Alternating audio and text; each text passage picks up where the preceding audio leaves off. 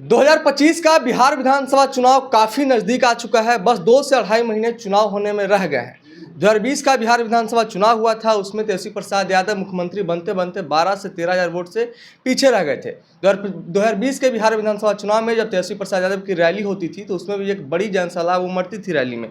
2025 में जब तेजस्वी प्रसाद यादव ने अभी कुछ दिन पहले वोटर अधिकार यात्रा और लोकसभा नेता प्रतिपक्ष राहुल गांधी है, उन्होंने 25 जिलों को टच किया और जो है कि 16 दिन का वोटर अधिकार यात्रा निकाला, उसमें भी खूब जनसलाब उमड़ा। राष्ट्रीय जनता दल के जितने नेता हैं, कार्यकर्ता हैं, खूब मेहनत कर रहे हैं कि इस बार हम तेजस्वी प्रसाद यादव को मुख्यमंत्री बना दें। अगर इस बार चूक गए मुख्यमंत्री बनाने में तो भाजपा जो है कि बिहार में कब्जा कर लेगी। हम बातचीत करेंगे। बातचीत करने के लिए हमारे साथ राष्ट्रीय जनता दल के 2 प्रदेश प्रवक्ता हैं, एजाज अहमद हैं और आरजू खान है। सबसे पहले हम एजाज अहमद सर से बात करेंगे। तेजस्वी प्रसाद यादव को मुख्यमंत्री आप लोग कैसे बनाइएगा, क्या रणनीति है? देखिए, तेजस्वी जी को बिहार की जनता अब बिहार की आम आवाम पसंद कर रही है और जनता ही किसी को मुख्यमंत्री बनाती है। और लोकतंत्र में जनता के अधिकार के लिए, जनता के मुद्दे पर, जनता के सवालों पर जो नेता खड़े होते हैं उन्हीं के साथ जनता होती है। और तेजस्वी जी चाहे विपक्ष में रहे हों चाहे सत्ता में रहे हों, हमेशा जनता और जनता के हितों के लिए, नौजवानों के नौकरी और रोज़गार के लिए, महिलाओं के सम्मान के लिए, बिहार में बेहतर वातावरण के निर्माण के लिए, बिहार को विकास की श्रेणी में अव्वल दर्जे पर कैसे लाया जाए, इस कार्य के लिए, और साथ ही साथ बिहार को इंफ्रास्ट्रक्चर डेवलपमेंट के साथ बिहार में उद्योग और बिहार में आईटी सेक्टर और पर्यटन के क्षेत्र में विकास कैसे हो, इस दिशा में सत्ता में रहते हुए भी काम किया, विपक्ष में रहते हुए भी सरकार को आईना दिखाने का काम कर रहे हैं। सरकार पूरी तरह से अचेतावस्था में है। सरकार के स्तर से कोई कार्य नहीं हो रहे हैं। सरकार कहीं दिख नहीं रही है। सरकार का एक बाल समाप्त हो गया है। सरकार ऐसा लगता है कि सरकार नाम की कोई चीज़ ही नहीं है। 20 वर्षों में जिस तरह से खटारा सरकार चल रही है, 20 वर्षों में जनता जिस तरह से उबाऊ सरकार से अब मुक्ति चाहती है, तेजस्वी जी। आपके साथ भी तो नीतीश कुमार की गठबंधन हुई थी, उस समय भी खटारा ही थी सरकार। नहीं, तेजस्वी जी जो बेहतर सोच वाले, बेहतर वातावरण के निर्माण करने वाले हैं और जो उम्र में कच्चा रहते हुए भी अपने वचन पर पक्का रह करके काम किए, उसको बिहार की जनता ने पसंद किया। सबसे पहले तो मैं आपको बता देना चाहता हूं कि 17 महीने के कार्यकाल में तेजस्वी जी ने जितना नौकरी 5.5 लाख के करीब नौकरी दिए, 3 लाख के करीब रिक्तियाँ छोड़ करके आए, उतना 17 वर्षों में नीतीश कुमार की सरकार ने नहीं दिया, उतना 10 वर्षों में नरेंद्र मोदी की सरकार ने नहीं दिया। इसी से समझ लीजिए कि हम सकारात्मक सोच, सकारात्मक दृष्टि और सकारात्मक विचारों के साथ बिहार और बिहार के नौजवानों को जोड़ने के प्रति हमारा जो संकल्प रहा है, हम नफ़रत के ख़िलाफ़ नौकरी और रोज़गार की राजनीति को एक नए तरीके से बिहार में प्रस्तुत किए। और 2024 का जो लोकसभा चुनाव हुआ, कहीं ना कहीं तेजस्वी जी के द्वारा जो नौकरी और रोज़गार दिए गए, उसी के इर्द गिर्द नौजवानों ने नरेंद्र मोदी से पूछने का काम किया, कहाँ गया मेरा रोज़गार। 2 करोड़ हर साल नौकरी और रोज़गार की बात किए थे और 2024 के चुनाव तक 10 वर्षों में इन्होंने 7,80,000 नौकरी दिए, जबकि देना चाहिए था 20 करोड़। तो इसी से समझ लीजिए कि बिहार और देश में जब नौकरी और रोज़गार की बात होने लगी तो नफ़रत फैलाने वाली शक्तियाँ और नफ़रती लोग घरों में दुबक गए और जो राजनीतिक रूप से भारतीय जनता पार्टी को खामियाजा भुगतना पड़ा और जो 400 पार की बात करते थे वो 240 पर अटक गए। ये तेजस्वी जी के संकल्प, विचार और उनके नौकरी और रोज़गार वाली राजनीति के कारण हुआ है। ये देश और देश की जनता भी कहीं ना कहीं अब उस नैरेटिव को समझ चुकी है कि जो केंद्र में सत्ता में हैं वो नफ़रत वाले लोग हैं, बिहार में जो सत्ता में हैं ये भरम और धर्म के राजनीति करने वाले लोग हैं। इसीलिए बिहार से इस बार जो नए सिरे से राजनीति का आगाज़ होगा और बिहार से जो बदलाव की बयार चलेगी, ये बिहार ही नहीं, बिहार से बाहर देश की सत्ता में भी परिवर्तन का कारक बनेगी।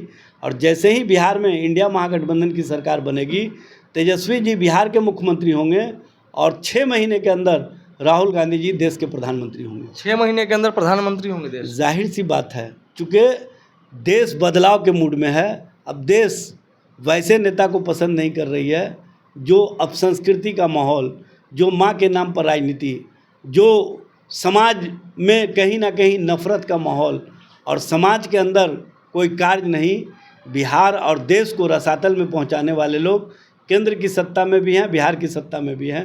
इसी कारण लोग मुक्ति चाहते हैं। अब बिहार से जो मुक्ति का अभियान चलेगा, ये देश में कहीं ना कहीं भारतीय जनता पार्टी और भारतीय जनता पार्टी की राजनीति के अध्याय को समाप्त कर देगा।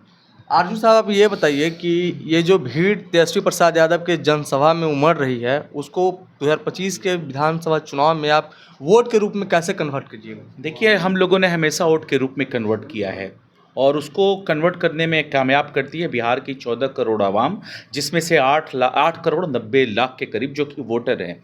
जनता का जनादेश हमारे हमेशा सर माथे रहा है, आशीर्वाद रहा है leader of opposition Tejashwi Prasad Yadav को। और आप एक बात को आपको और याद दिला दूं, आज़ाद भारत में पहली मर्तबा ऐसा हुआ था 2020 के इलेक्शन में, जो 12,000 वोटों के डिफरेंस के बारे में बात हुआ था। देश के आदरणीय गृह मंत्री अमित शाह को हेलीकॉप्टर पकड़ के बिहार में आना पड़ा था शाम को। वो किस लिए आए थे? सबसे बड़ा सवाल ये है, क्या वो जनादेश की चोरी करवाने आए थे? जिस तरीके से शासन और सत्ता और प्रशासनिक सेवाओं का दुरुपयोग किया गया और 12,000 डिफरेंसेस से एनडीए समर्थित सरकार बिहार में बनी हुई है, एक यकीन के साथ कह सकता हूं कि ये चोर दरवाजे से आते हैं। और जो लोग समाजवाद का जो दंश पीटते थे ना, स्पेशली नीतीश कुमार जी जो हमारे मुखिया हैं प्रदेश के, वो कहते हैं कि हम समाजवादी विचारधारा के लोग हैं। उन्होंने जनता के जनादेश का अपमान किया और जनता के जनादेश का अपमान करके आज तीसरे नंबर की पार्टी होके प्रदेश के मुख्यमंत्री के गद्दी पर बैठे हैं। ये बिहार का अपमान है, बिहार के अस्मिता का अपमान है। और 20 सालों के एनडीए समर्थित सरकार में हर सूचकांक में बिहार पिछड़ेपन में नंबर 1 है। इसके वो जिम्मेदार हैं, इस बिहार के पलायन के वो जिम्मेदार हैं। इस बिहार में नेशनल हेल्थ सर्वे रिपोर्ट जो आती है, जिसमें महिलाएं 63% एनीमिक है, खून की कमी से मर जाती हैं, इसके वो जिम्मेदार हैं। अगर 20 सालों से एनडीए समर्थित सरकार बिहार प्रदेश में है और अशिक्षा देश में जितने भी राज्य हैं उन सबसे ज़्यादा अगर बिहारियों की है, तो इसके जिम्मेदार वो हैं। यहाँ बिहार में शराबबंदी है, जो कि ऐतिहासिक काम हुआ था महागठबंधन की सरकार में, और उसके बाद भी हजारों लोगों की जानें चली जाती हैं। 3 लाख से ज़्यादा SC ST वर्ग का बच्चा अगर जेल की सलाखों के नीतीश कुमार पे आरोप लगाए जा रहे हैं। नीतीश कुमार आपके साथ रहे तो बहुत बढ़िया, और आपसे जो है कि नफरत करने लगे, कहीं और चले जाएं तो वो हो गए। नहीं, हम सच को सच कहते हैं, गलत को गलत कहते हैं। जब वो हमारे साथ थे, हमारे दूरदृष्टि विजन को जो उसको आज वो चुराते हैं, उस पे हम लोगों ने इम्प्लीमेंट किया, काम किया, रोजगार की बातें की, आपको राज्य शिक्षकों को राज्यकर्मी का दर्जा देने का हमने काम किया। महागठबंधन की सरकार में पहली बार ऐसा हुआ कि अपने प्रदेश की राशि के खर्च पर हमने जातीय जनगणना करवाया। ये सब ऐतिहासिक काम हुए हैं। उसके बाद बताइए, 20 सालों से एनडीए समर्थित सरकार बिहार प्रदेश में है और उसके कोई भी ऐसा ऐतिहासिक काम हुआ है? नहीं हुआ है। तो इनको जिस तरीके से ये पीठ थपथपाते हैं, एक परसेप्शन की राजनीति करते हैं, लोगों के अंदर एक भ्रम फैलाते हैं और सिर्फ ये अपनी गद्दी के लिए करते हैं। इसलिए हम कहते हैं कि बिहार में इन सब चीज़ों की जिम्मेदारी भी तो आप लीजिए, और आप हैं जिम्मेदार। आप जिम्मेदार हैं क्योंकि आप 20 सालों से एनडीए समर्थित सरकार में हैं। आप बिहार प्रदेश के मुखिया हैं, तो इसकी जिम्मेदारी कौन लेगा? बिहार प्रदेश में अगर आरएसएस कोटा लागू हुआ था समाजवाद की आड़ में, तो इसकी जिम्मेदारी कौन लेगा? लेना पड़ेगा ना उनको। तो हम तो उनसे सवाल करते हैं, और सवाल हमेशा सत्ता से करते हैं, और हम सवाल करते रहेंगे बिहार के 14 करोड़ आम आवाम के लिए। अंतिम सवाल लेंगे एजाज सर, कि कहा जा रहा है कि कांग्रेस और वीआईपी जो है प्रेशर पॉलिटिक्स कर रही है आरजेडी के साथ। हमें 70 सीट चाहिए, हमें 60 सीट चाहिए, नहीं मिला तो हम नहीं मानेंगे। देखिए, इंडिया महागठबंधन कर रही है दिल्ली में कांग्रेस। देखिए, इंडिया महागठबंधन पूरे विचारों के साथ, पूरे संकल्पों के साथ, एक दूसरे के प्रति सम्मान के भाव के साथ बिहार में नेता प्रतिपक्ष तेजस्वी जी के नेतृत्व में इंडिया महागठबंधन के समन्वय समिति की जब भी बैठक होती है, सारे मुद्दे पर चर्चा होती है, सारे मामले का आप देखेंगे स्मूथली तय हो जाएगा।